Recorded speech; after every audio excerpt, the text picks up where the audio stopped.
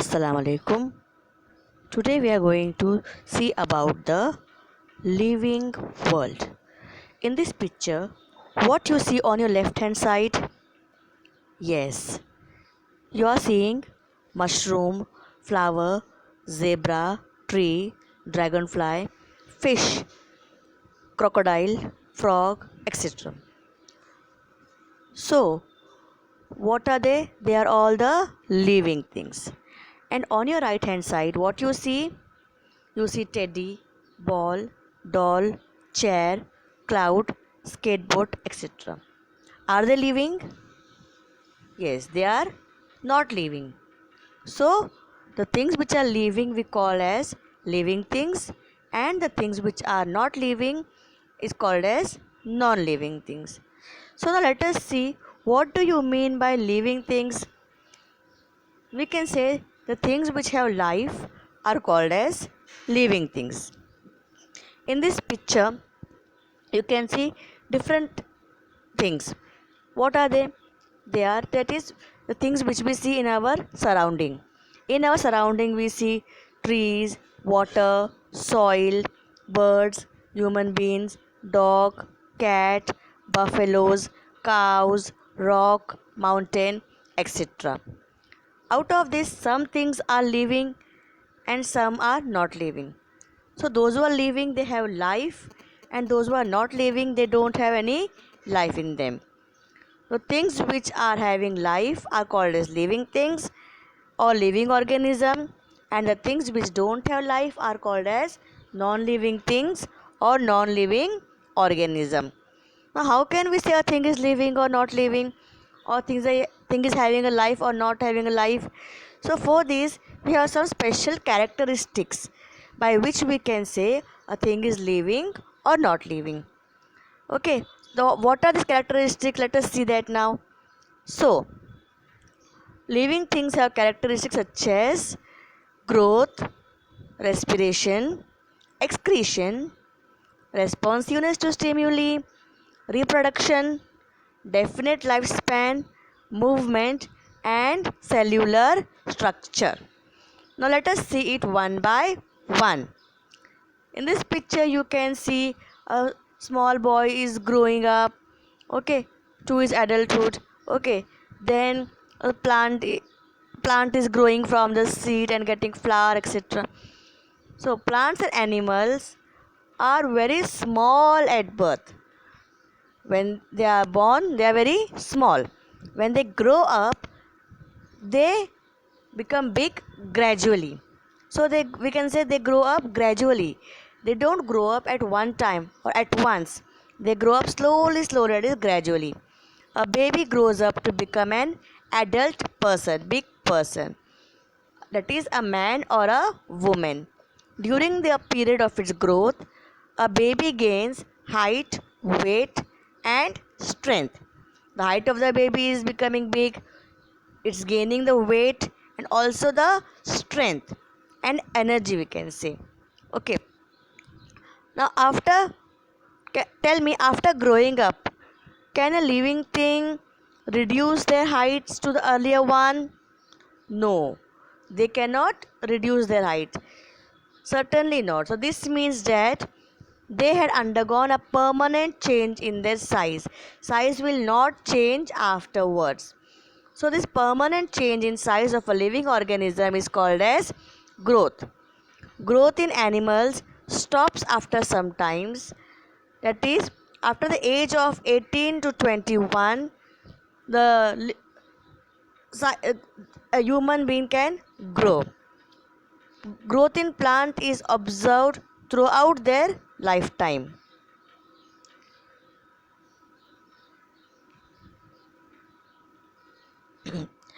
Now you can do one activity, that is, take two potted plant and tie a thread to the tip of a potted sapling.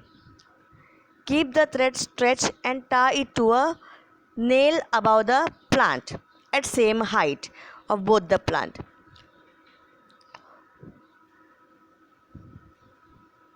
What do you observe after some times? That there is a growth in the plant. The plant has become taller. Some plant can grow very faster and some plant grow very slow. In the in all the plant, it is mainly the width and the height of the stem that grows. As they grow, some plants develop branches while others do not. Now, for living, every living thing requires food. Without food, no living thing can survive. So, food is necessary for the growth. How do the plant make their food? So, the process by which the plant make their food is called as photosynthesis.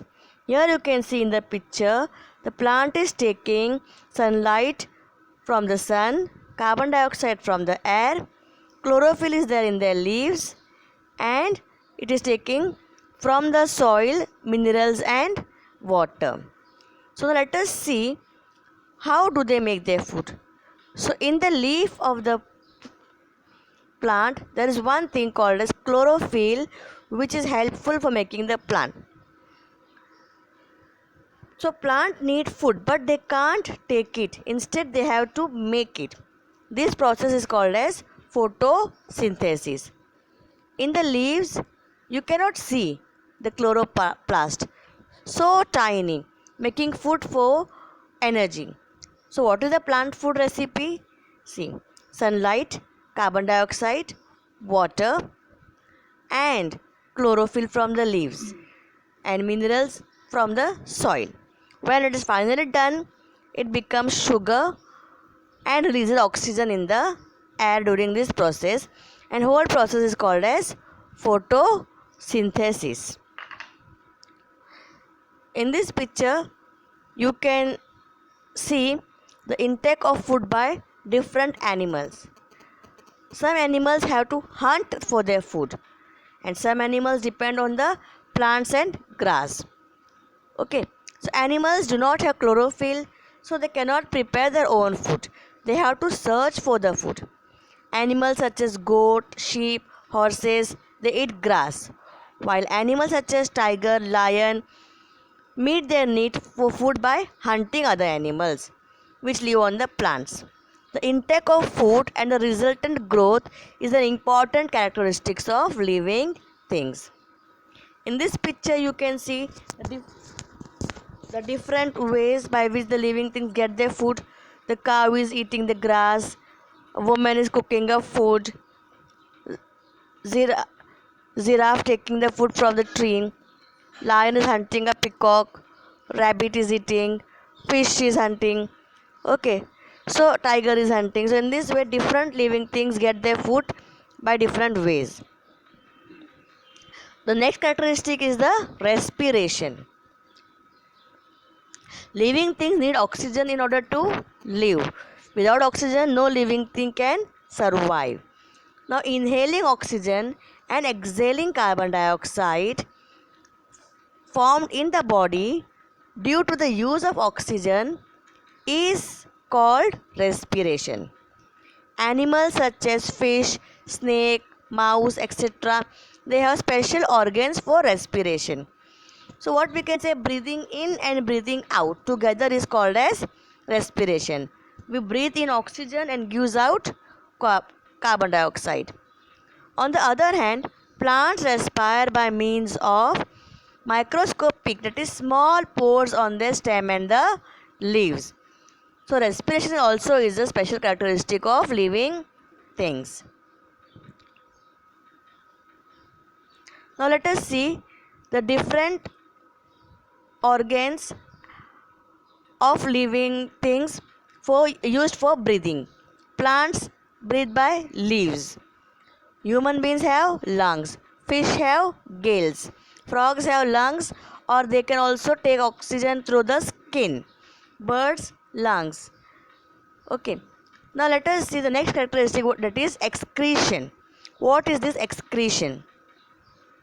So, due to various processes in our body like nutrition, respiration, transportation, etc., some waste products are formed in our body of animals and plant. These waste products are called as excreta. Okay. Now, if this waste product remain in the body, they become toxic and can lead to death. Toxic means poisonous. They become poisonous and can lead to death. So, this process of eliminating or removing the waste product from the body is called as the excretion.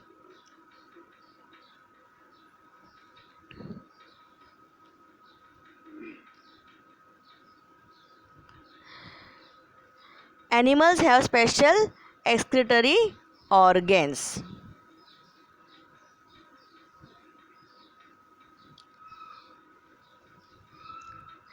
The next characteristic is responsiveness to stimuli. Now, what is a stimulus?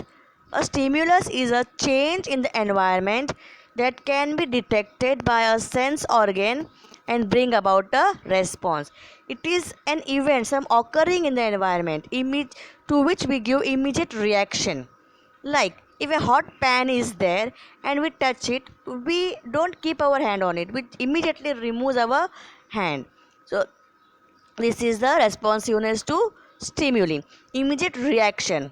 Every action has some reaction. Here you can see the plant of mimosa. It's closing when it is being touched by finger. Here the flies are gathering around a light tube light bulb, etc. The root of a plant is growing towards the soil and a shoot is growing towards the sun. So these all are type of responsiveness to stimuli. So we can say the ability of living things to respond to stimulus, that is an event or occurring in surrounding, is called as responsiveness to stimulus. Next is the reproduction. Living things produce other living thing like themselves. Produce means they give birth. Living things give birth to other living things like itself. They don't give birth to the living thing of different kind, but of the same kind. Some animals give birth to the young ones directly, but some animals lay egg, and out of the egg the young ones are hatching out. New plants are produced from the seed, stem or leaves of the plant. The process by which living things generate a new living thing like itself is called as reproduction or procreation.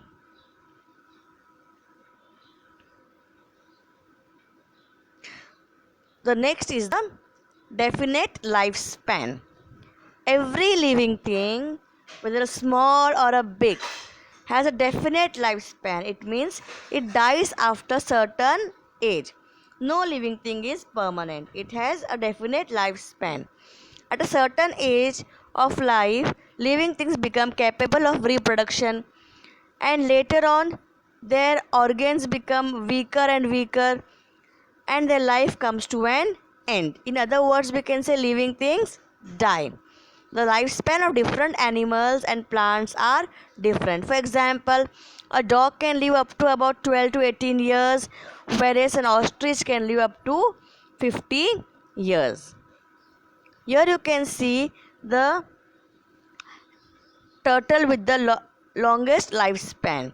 The lifespan of this giant turtle found in Galapagos Island in South America is about 170 years. On the other hand, on your right hand side you can see mayfly. Its age is about 1 hour to 24 hours.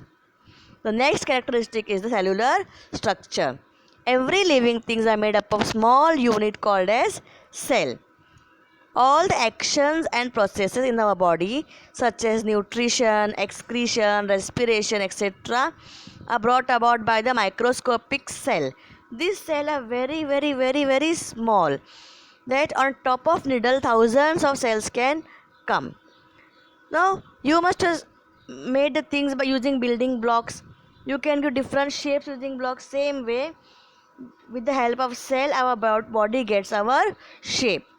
Some living things are made up of only one cell and they are called as the unicellular living organism. Whereas on the other hand, living things are made up of many cells And the thing which are made of many cells are called as the multicellular living organism. The amoeba and other microorganisms are cellular, whereas man, cow, mouse, cockroach, elephant, onion plant, etc. all are multicellular living things. Now these were all the characteristics of living things. Now let us see how the living things are. Some living things are useful and some are harmful. Some animals are useful, some are harmful. Some plants are useful, some are harmful. Now let us see about the useful plants. Many plants are used for household as well as for industrial purpose. For example, vegetables like onion, fenugreek, leafy vegetable, potato, okra, that is bhindi, grains, fruit, apple, banana, mango, etc. are used for the food. While ginger, turmeric, aloe vera, garlic, vasaka, hirada, beheda, they are used for the medicinal purpose. So many living things or many plants are used in our daily household purposes. Now like this plants, many animals are also useful to us. Animals like dog, cat, cow, buffalo are kept for domestic uses. Fish, sheep, fowl, etc. are used as food. Animals like horses, oxen, camel prove useful in occupation. They help in our occupation. They help in agriculture, transportation, etc. And earthworm is called as friend of farmer because it is helpful in agriculture. It loosens the soil. Now other harmful living things, if we say, see here you can see when many flies are there on this cake piece and watermelon. Then elephant is stampeding on the bicycles. He's beating this man. Okay, monkey is coming to car. So these are destroying the things. So therefore they are harmful to us. They can even kill a human being. Some animals and plants around us are very harmful for man. For example, mosquitoes and flies, they spread the diseases. If wild elephant enter settlement, they can cause lots of destruction. Now cockroaches, mice, rat destroy our food. They can make our food poisonous. Lice, tick also spread diseases. If a snake bites, we can get poison. The bite of some poisonous lizard, snake, spider and scorpion can cause the death.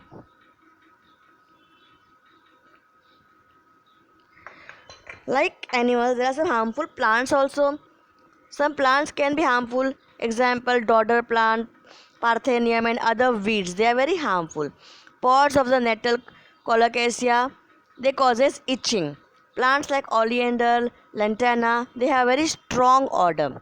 And datura plant is also poisonous. It looks beautiful but it is poisonous. Besides this, uncontrolled growth of fungi and algae in water pollutes drinking water and may cause the spread of disease. Now, some animals we keep as pet animals. Pet animals means animals which we can keep at our home and they can help us. Those animals, they depend on us for the food. They don't go and hunt for the food, but they depend on us for the food. What are pet animals? You can see a dog, cat, camel, horses, etc. Hen are all the pet animals.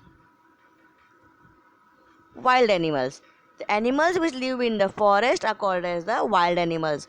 Wild animals hunt other animals for food and are called as predators. For example, tiger, lion, wolves, leopard, etc.